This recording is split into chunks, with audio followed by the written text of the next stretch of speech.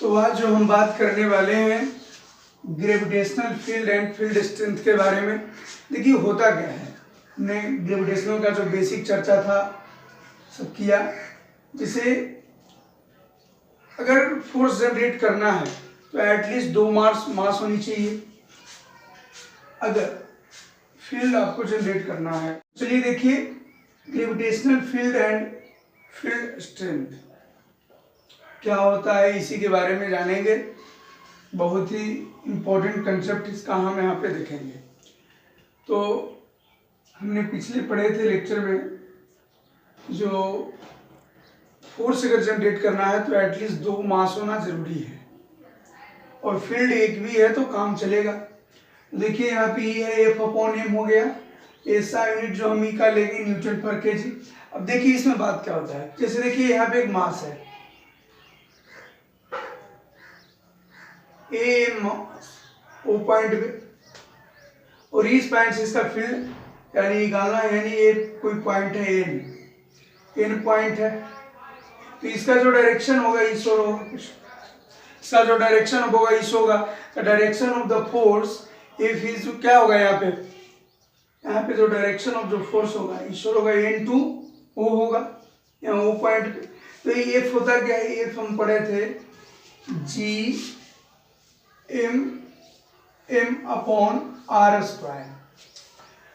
तो हमको निकालना है E, तो E इक्वल टू क्या होता है F/m होगा।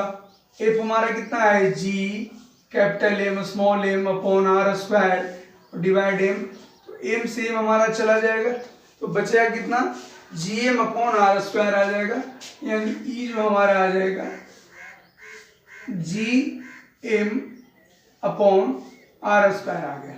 इसका डायरेक्शन हमको समझना है कि एक मास है। अभी हमने बात किया कि अगर आपको फील्ड जनरेट करना है तो एक मास भी हमसे काम चल जाएगा, यानी इसका ये जो फील्ड है इस डायरेक्शन में, अगर इस पॉइंट से हम कैलकुलेट करते हैं तो इसका डायरेक्शन कुछ इस ओर होगा, यानी N to O होगा। ये जो डायरेक्शन होगा अट्रैक्ट करेगा ना यहाँ पे, तो A इसका प्रॉपर्टी था E/F/m, तो F आपका ले लिए, F कितना हो गया Gm, यानी M क्या है कैपिटल है, अर्थ का है, मून का है, बड़ा जो हम अगर G लेते हैं यहाँ पे कैपिटल M ले लेंगे। तो देखिए G, अब इसी का इलेक्ट्रोस्टैटिक में कैसे यूज करते हैं, वहाँ क्या हो जाएगा G के जगह सभी जगह K हो जाएगा और M के जगह वहाँ पे चार्ज हो जाएगा, M यहाँ पे Q1 Q2 हो जाएगा और ये रेडियस तो आपका रहेगा ही। तो इस तरह से आपका ये जो फील्ड जनरेट करता है, तो ये पॉइंट मास के लिए हमने देख लिया कि इस तरह से होता है। अब देखिए क्या है, अब जो है gravitational field due to uniform solid sphere. अब हम इनफॉर्म सॉलिड स्फीयर की अगर बात करें, field due to uniform solid sphere, तो यहाँ पे देखिए ये बना लिए। अब इसमें क्या होगा, ये कैपिटल R हो जाएगा और यह स्मॉल r। तो इस पे 2-3 केसेस बनते हैं, 3 केसेस हम यहाँ पे देखेंगे। अगर हमारा small r less than capital R है तो क्या बनेगा, अगर हमारा स्मॉल r ग्रेटर है तो क्या बनेगा कैपिटल R से, अगर r small r equal to capital R है तो क्या बनेगा। यानी 3 केसेस यहाँ पे हम देखेंगे, इसके बाद ग्राफ की चर्चा हम करेंगे। देखिए पहला जो केस हम देखेंगे वो क्या हो जाएगा, लेस R का हो जाएगा, यानी हमारा जो ER आ जाएगा। यहाँ पे देखिए ER क्या है, समझिए आप कहाँ पे, मान लिया अर्थ पे है तो अर्थ के अंदर हम हो गए, अर्थ के अंदर हो गए, तो यानी देखिए इसका R है और AR है, तो हम ER ही कैलकुलेट करेंगे ना। एक कैपिटल R है पूरा और हम कहीं भी हैं तो इस अर्थ के अंदर है, तो यानी हमारा क्या हो जाएगा R लेस देन R होगा, यानी क्या स्मॉल r जो होगा वो लेस होगा कैपिटल R से। तो ये जो कंडीशन यहाँ पे बनेगा, यहाँ पे जो बनता है Gm, यहाँ पे जो बनेगा Gm/r/3, ये बनेगा कंडीशन। अभी इस कंडीशन को ध्यान में रखना है कि Gm/r/3, ये याद रखना है, इसके डेरिवेशन के चक्कर में लोग नहीं पड़ेंगे, बाद में देखेंगे, बस इतना से आप काम चला लीजिए। इसका मतलब यही हुआ कि जो E प्रोपोर्शनल है किसके, R का है, E प्रोपोर्शनल किसके हो जाएगा, R का। अब जो सेकंड जो केस हमारा बनता है वो R इक्वल टू R बनेगा, क्या बनेगा R इक्वल टू R बनेगा। तो यहाँ पे जो हमारा ER आएगा वो क्या आएगा ध्यान दीजिए, हमने अभी पढ़ा था GM upon R square, GM upon R square condition देखे थे, यही हो जाएगा ना। तो यहाँ पे आर स्क्वायर की जगह क्या पुट करेंगे, आर ए। देखिए अब यहाँ पे जो हमारा चला आएगा GM, आर की जगह कितना है, आर है, तो कैपिटल आर का स्क्वायर आ जाएगा। तो ए जो कंडीशन हमारा कब बनेगा, सेकंड केस में, यानी आर किसके इक्वल हो जाएगा, अगर कैपिटल आर की एक कंडीशन होगा, इफ, और यहाँ पे एक कंडीशन होगा। तो ए जो हमारा कंडीशन बनेगा तो क्या हो जाएगा, ए आपका आ जाएगा। तो जो हमारा थर्ड जो कंडीशन बनने वाला है वो क्या है, वो हमारा आर ग्रेटर देन आर, यानी स्मॉल आर क्या होगा, कैपिटल आर से बड़ा होगा। तो इस केस में हम देखते हैं कि यदि इफ ए केस बना तो हम क्या करेंगे, जो ई आर का जो हमारा वैल्यू आएगा वो क्या आएगा, देखिए यही फार्मूला हम यूज करेंगे, कुछ करेंगे नहीं, GM अपॉन आर स्क्वायर ही करेंगे, GM अपॉन आर स्क्वायर ही करेंगे। तो इस पे जो हमारा जो कंडीशन बन के आया वो क्या बन जाएगा, सीधा सा जो प्रोपोर्शनल हो जाएगा, क्या हो जाएगा, आर किसकी, यहाँ पे जो प्रोपोर्शनल बनने वाला है ई क्या हो जाएगा, इनवर्सली 1 अपॉन आर स्क्वायर का आएगा। इसमें एक कंडीशन निकल गया, यहाँ पे आर 0 हो जाएगा। यहाँ पे आर आपका देखिए समझिए, पहला जो केस हमारा बना small r less than capital R, second जो कंडीशन बना वो small r equal to capital R, और जो थर्ड कंडीशन जो बना स्मॉल आर है वो ग्रेटर है किससे, कैपिटल आर से, यानी कहीं इस फिगर में वो यहाँ पे पाएगा, ये हमने आर निकाला था और एक कैपिटल आर। अगर एक फिगर बन रहा है तो आर कहाँ है, आर लेस देन, जो स्मॉल आर है लेस देन आर है, यानी हम इसके अंदर है। तो एक कंडीशन हमारा बना, second r equal to r, यानी कैपिटल आर इक्वल होगा किसका, स्मॉल आर का। अब यहाँ पे जो कंडीशन है आर, तो आर कहीं ना कहीं बाहर होगा, आर कहीं ना कहीं बाहर होगा, तो ये हमारा एक कंडीशन बनेगा। अब इसी को हम जैसे देख लीजिए ग्राफ, अब ग्राफ पे कैसे रिप्रेजेंट करते हैं इसको देखिए,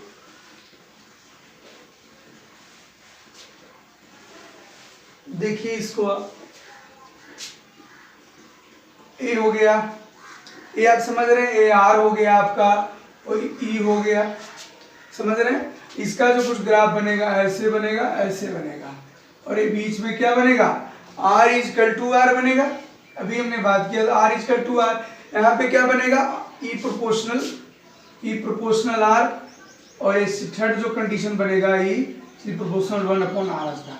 तो फर्स्ट केस का जो ग्राफ बना इस तरह से बना, सेकंड केस और थर्ड केस हमने पढ़ा था आर इक्वल टू आर पे।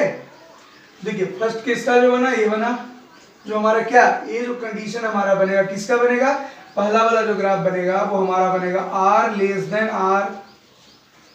सेकंड जो कंडीशन हमारा बना है यहाँ पे कुछ डायग्राम बनेगा, आर इक्वल टू आर बना, और थर्ड जो केस हमारा आया ई प्रोपोर्शनल 1 अपॉन आर स्क्वायर का आया, इसके प्रोपोर्शनल ई, तो यहाँ पे क्या हो जाएगा, आर वो ग्रेटर हो जाएगा इससे, तो हमारा क्या बन जाएगा, E inversely proportional 1 upon R square का एक कंडीशन हमारा बनेगा। हम बात करेंगे इनफॉर्म स्फेरिकल सेल, यानी स्फेरिकल सेल यहाँ पे यानी समझिए खोखला है, यानी सीधा समझ जाइए कि ये क्या है, खोखला है गोला।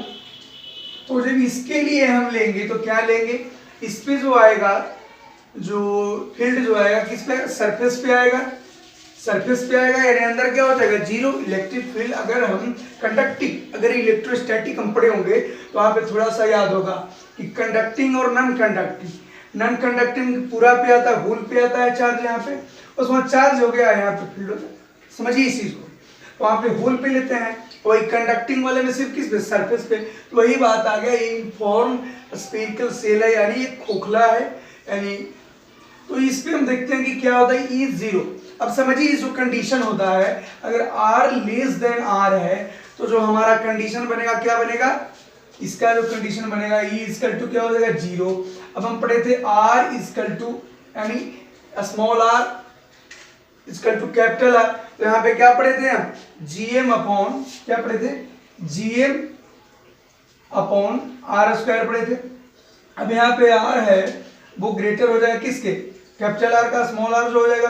तो हमारा जो कंडीशन बना था वो कुछ इस तरह से बना था, जीएम अपॉन आर स्क्वायर बना था। यहाँ पे क्या नहीं, आर ग्रेटर हो जाएगा तो ये बन जाएगा कि तो ये तीनों केस का ही ग्राफ हम यहाँ देखे थे। इसका जो आया था क्या था, ई क्या आया था, इनवर्सली प्रोपोर्शनल 1/r² का आया था, समझिए। और यहाँ पे g/r², इसका जो हम ग्राफ कुछ देखेंगे, यहाँ पे ई है, ई फिर और यहाँ पे are.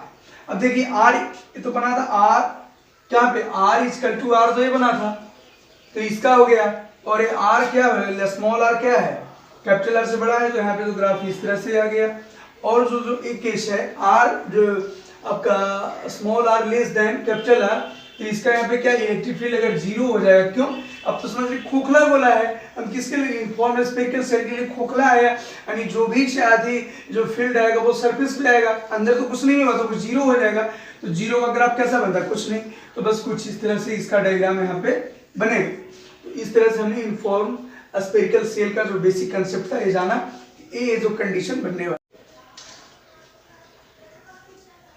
Field due to a uniform circular ring at some point on its axis, देखिए कुछ इस तरह से होगा।